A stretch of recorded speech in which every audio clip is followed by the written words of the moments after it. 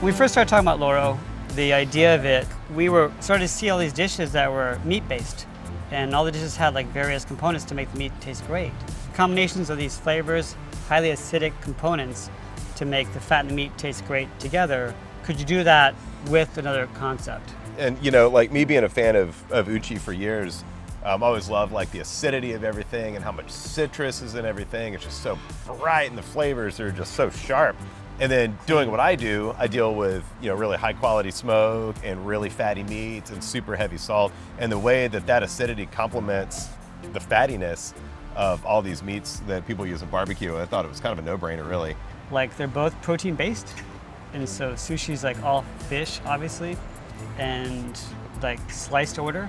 Barbecue's meat sliced to order. So the similarities were very striking. And so we met and talked about it, and he's like, that's freaking cool. I'd love to help you or do whatever we could do to make that happen. You know, obviously Uchi and Co. are really nice places, and it would be a 2-3 hour meal, and it takes a long time. And then Franklin Barbecue is the same as this. Like, stand in line, you hang out, and you're like, oh, I'll take 2 of those, 1 of those, 1 more slice of that. Ooh, that looks good. And then you pay for it, weigh it up, and you go eat it somewhere. To be able to like have something like that is like fast, easy, pop in for happy hour, pop in for lunch. This is both Aaron and I's favorite meat dish on the menu, right, Aaron? It's pretty good. I'm a super big fan of this one. I love the cuts. I love the green chili. I love the pickled onions, the shishitos. It takes on smoke because it's not a really fatty piece of meat, so I feel like it picks up better aspects of the smoke than some other cuts would. I mean, it almost like harkens towards a brisket, right? The look of it, a little bit. So good. I think this is the one dish that really sums up Loro, though. Me too. So good. I really like sauce a lot. Aside from the setup, just the meat itself, we salt it, cold smoke it for a little bit.